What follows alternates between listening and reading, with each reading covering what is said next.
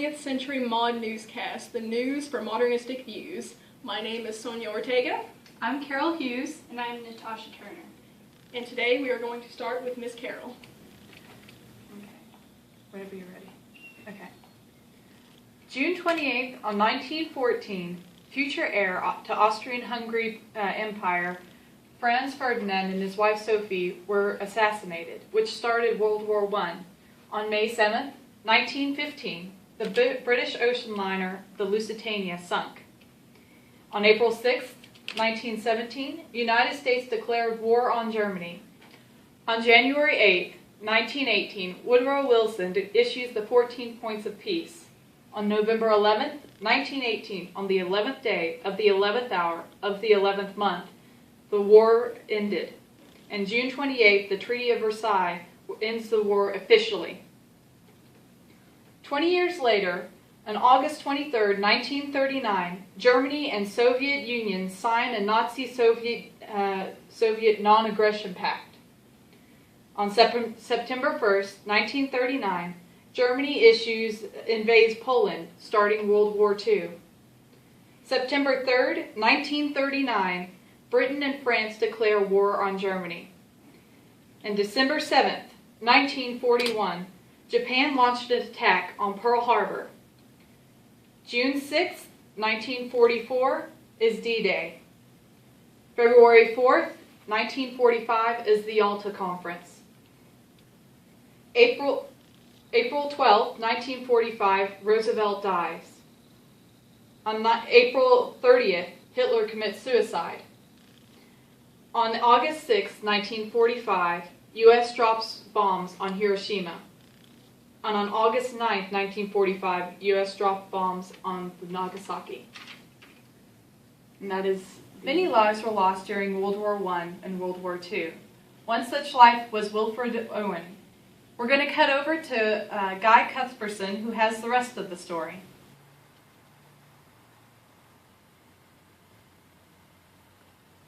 Hello, today we're in Shrewsbury, which is Wilfred Owen's hometown. The family moved here in 1907.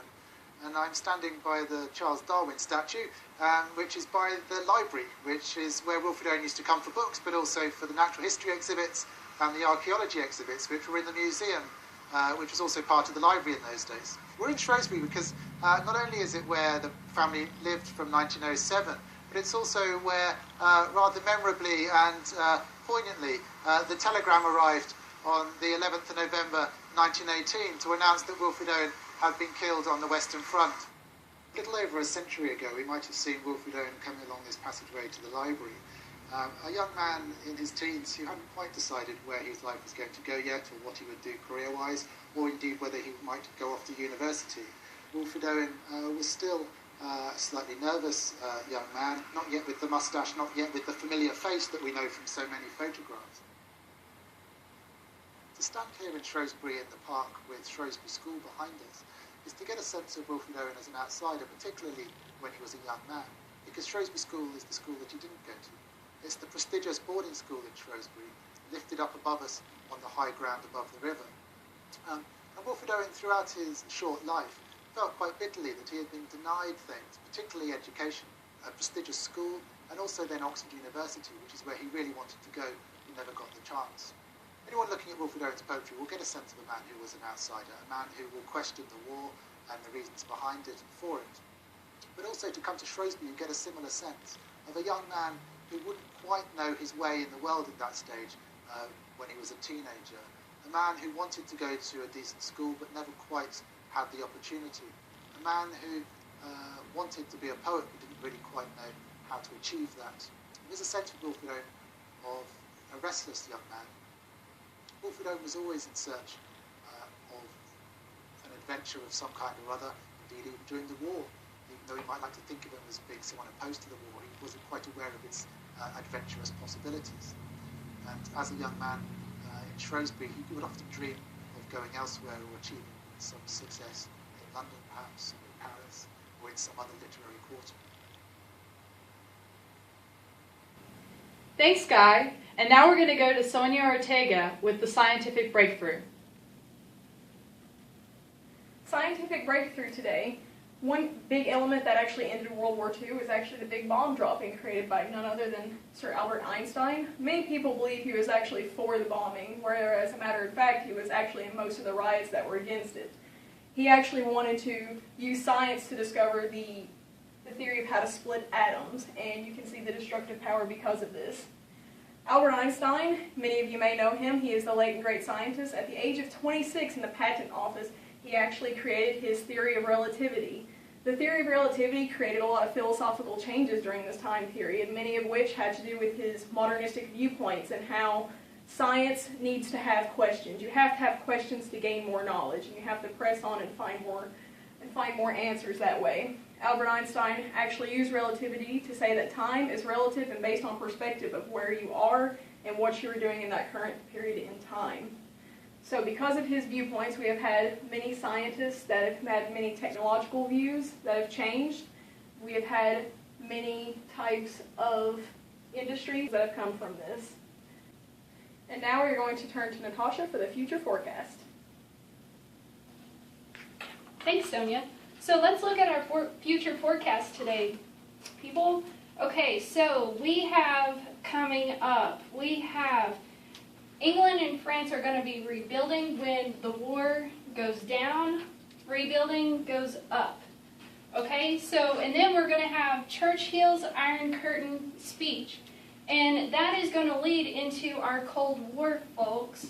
Okay, and then we're going to have Korea. North and South within the United Nations and China are going to go, and this right here is going to break in half. And then we're going to go up in the Korean War. Okay? And then once that goes down, we're going to go into Vietnam, which is going to pull the U.S. way over here to Vietnam. And then, eventually, we are going to go through the scientific breakthrough of the moon. And so the Soviets are going to come over here, and the U.S. are going to come over here to fight for the moon and the big undiscovered question of what is space like? I mean, that's amazing. What's that? Oh my gosh. There's a breakthrough on the museum. Okay, so we have a MoMA museum, the Museum of Modern Art, folks, and we have this museum right here. I'm not going to mark on it because that'd be bad. We're going to have the Museum of Art right here, and it has taken a bunch of paintings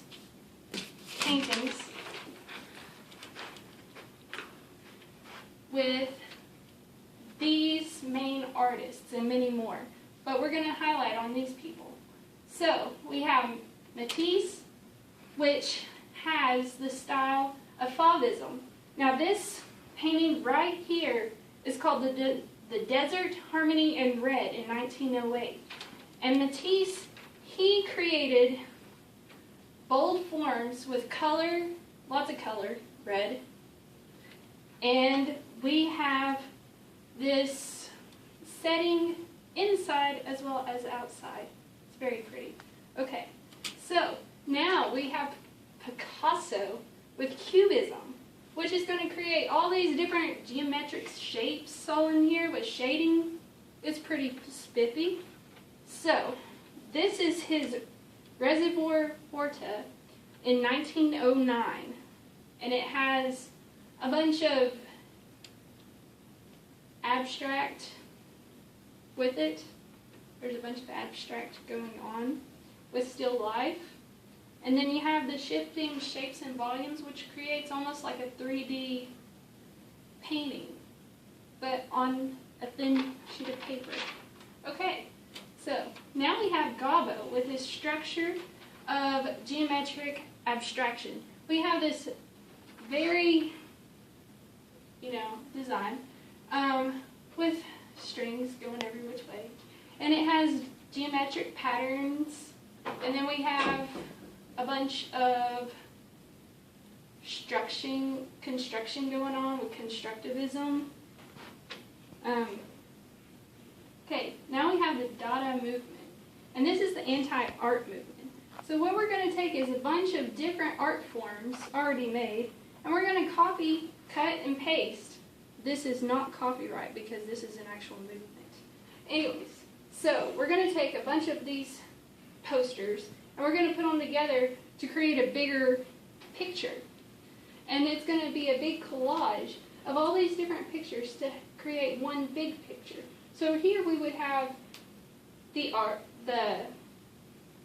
World War II with Hitler, and we have some different war movements going on in there. And that would be our MoMA Art Museum. Once again, thank you for tuning in to 20th Century Modcast News. I am Sonja Ortega. I'm Carol Hughes. And I am Natasha Turner. This has been our news for Modernistic Views. Thank you.